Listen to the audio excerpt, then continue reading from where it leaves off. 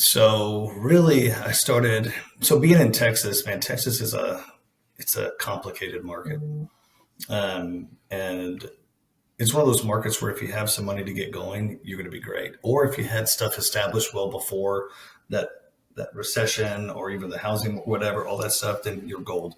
But really, just here, and especially in the Metroplex, how much people make versus how much houses are valued at, and how much like interest rates, all that other stuff. This is a hard place to get a good deal and cash flow, right? Hmm. My big thing I wanted the cash flow. Yeah. And so I really just put in some criteria. So I wanted to go off and I wanted to look where just for the average income, stable income, right? And you can get this stuff all online. I just want to say, it's like, where's the income in the United States the most stable? Mm. And it's usually found in these smaller remote areas, but not tiny towns, but little certain parts of Tennessee. I found some in Arkansas. There's some a little bit out west, up north, but really everywhere else is the income is very up and down, and it depends on everything else right around them, higher fire, all this other kind of stuff.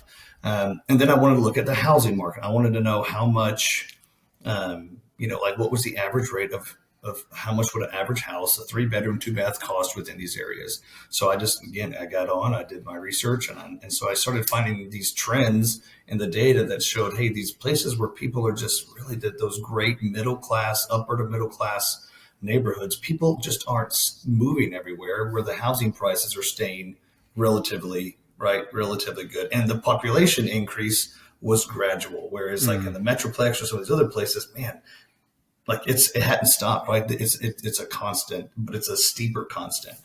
So like I said, just while with that data, I just sort of looked and I was like, man, here it is. So I found a few places in Tennessee that I liked, but the problem with Tennessee was they were very rural, and I couldn't get and the houses were needing way too much upkeep. Like I was gonna have to put way too much down.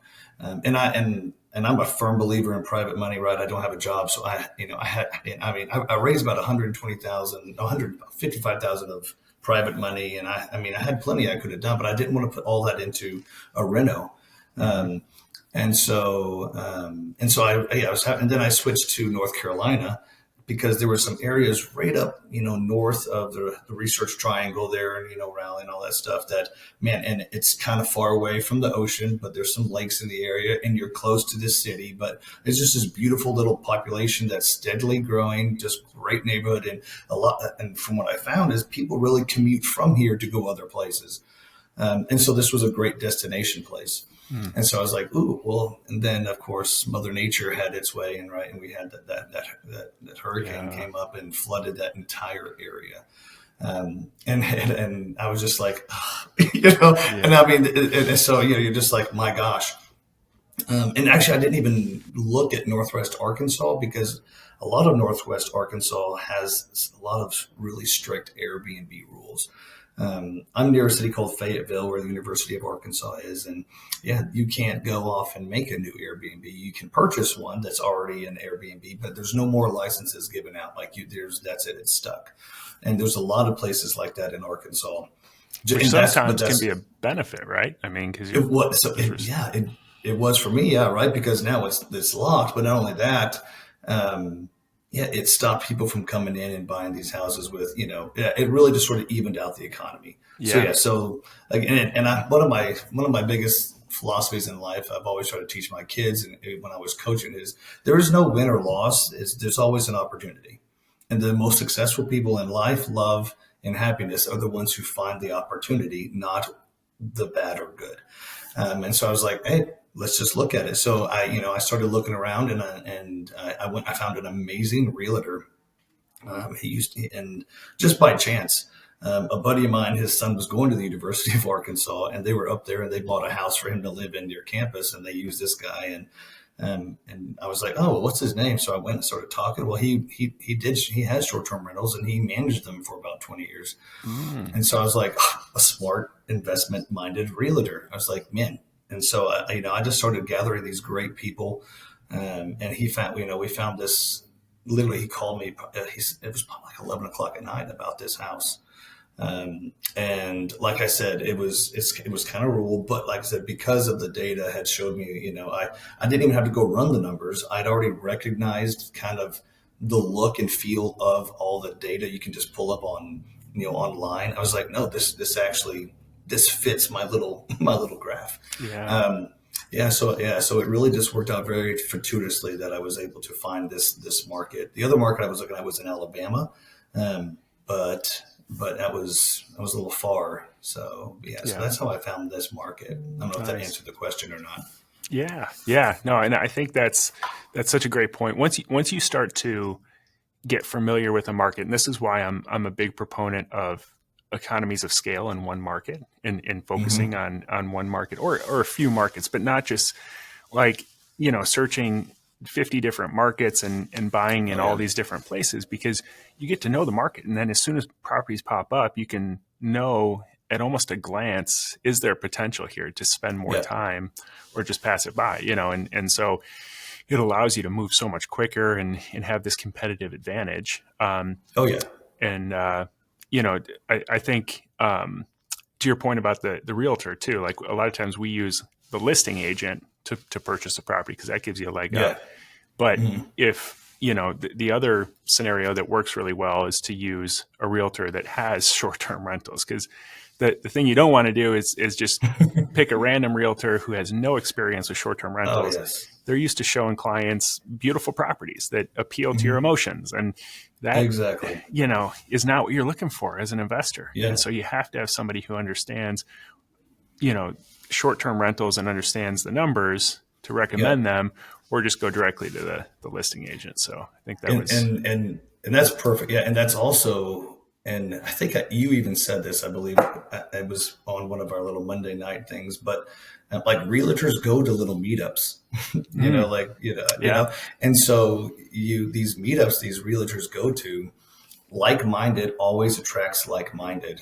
And so the realtor that we actually worked with, he knew from a meetup, and she was also investment friendly, which made the negotiations a little, it made it kind of fun, but also it wasn't going to be a shoot, it wasn't a pushover, but so really, so having just somebody who really knows the area, that just didn't get into it because, man, my mechanical engineering degree didn't work out, I'm going to go be a realtor. Like these people actually know, and like I trusted his judgment. That makes sense.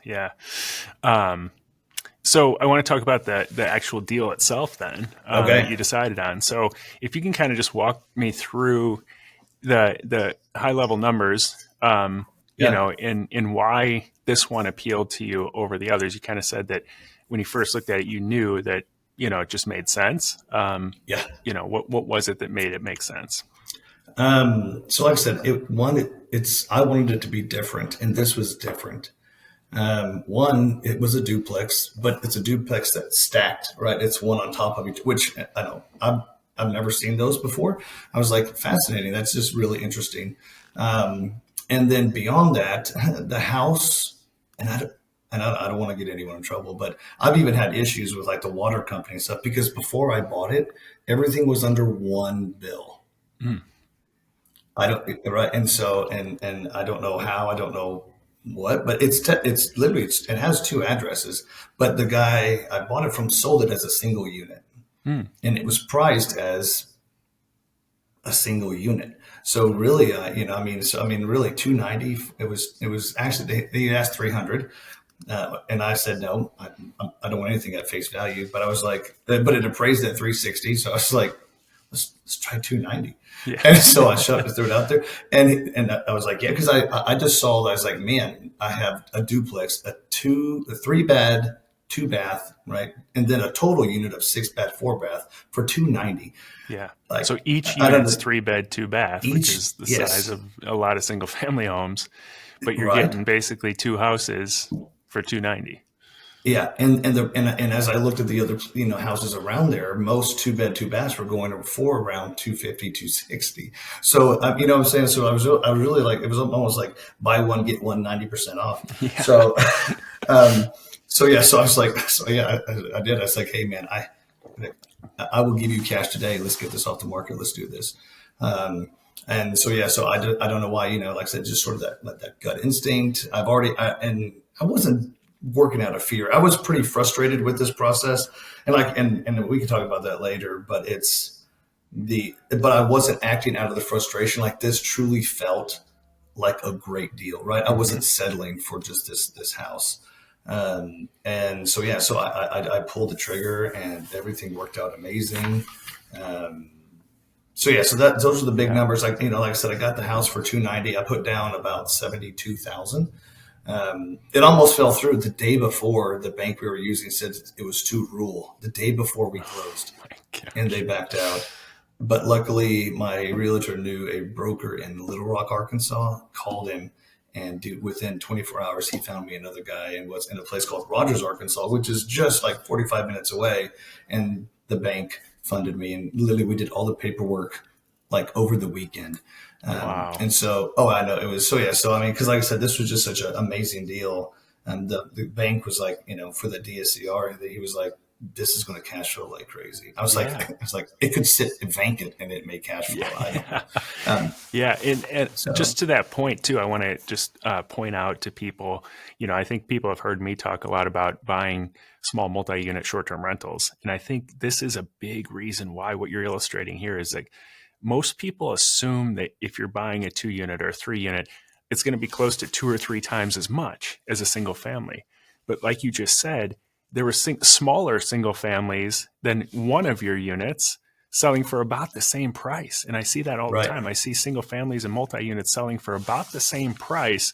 But then when you look at the nightly rate in occupancy, it's not that much different. So, like, right. maybe it's a 10% dip because they're attached, but you got Mhm. times two then. So, like, your net cash Exactly. flow is so much higher.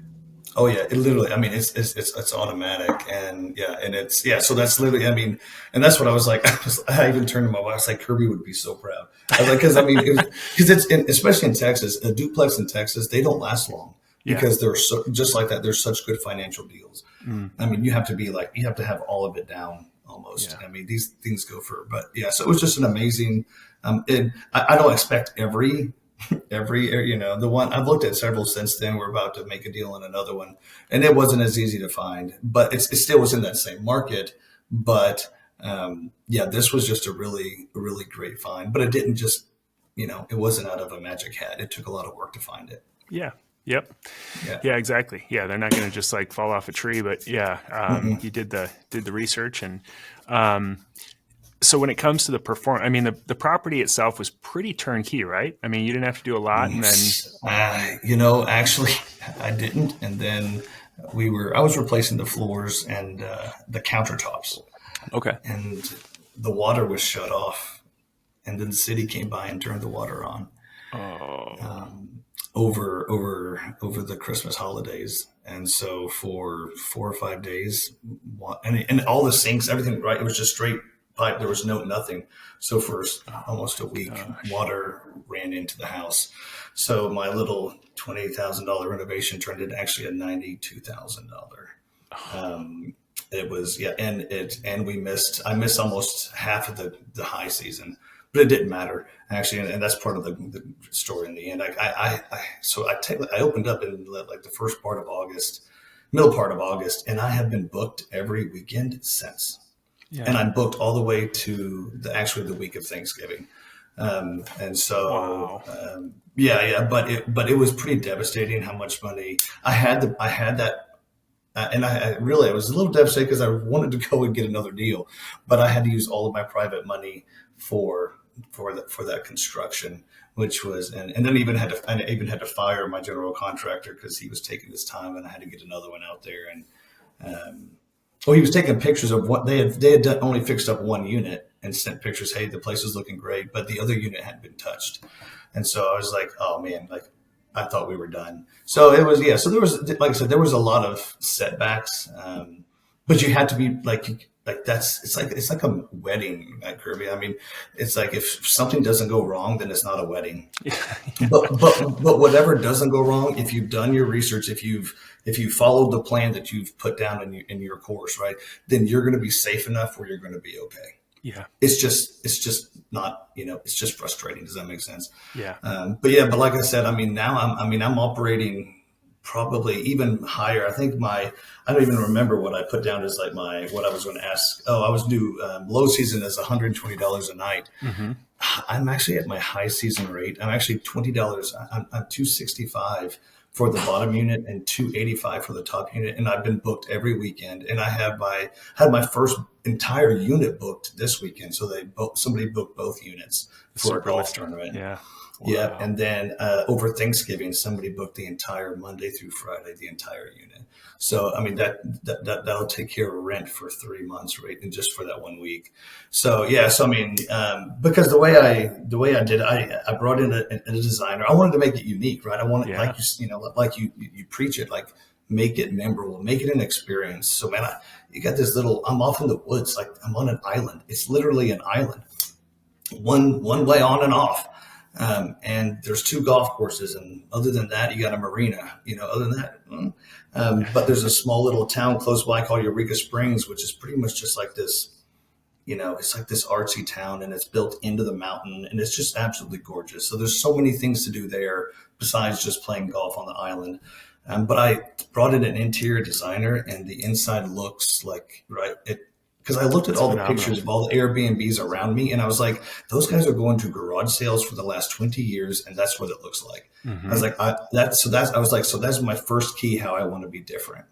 The second key is I went to Eureka Springs. They do a lot of local wine, a local coffee. They do all their stuff. Well, I actually buy that and I give it away in my unit, right? So when you get there, you get a bottle of Nice. wine, you get this basket, but then you also get this local grown coffee that you get to take home when you're done. So yeah, so no, it really did work out. I didn't my occupancy rate, like I said, every weekend. I only banked on like a 10 to 15% occupancy in the off, but no, it's clearly, and I'm so far above, I'm above price level. I know, I don't know if that's breaking the rule, but my PMS, everything was telling me, no, you need to be around 200. And I'm like, no, if Yeah. I'm Yeah. booking at this price, I'm Yeah. not lowering, I'm not going to Yeah. lower my, yeah.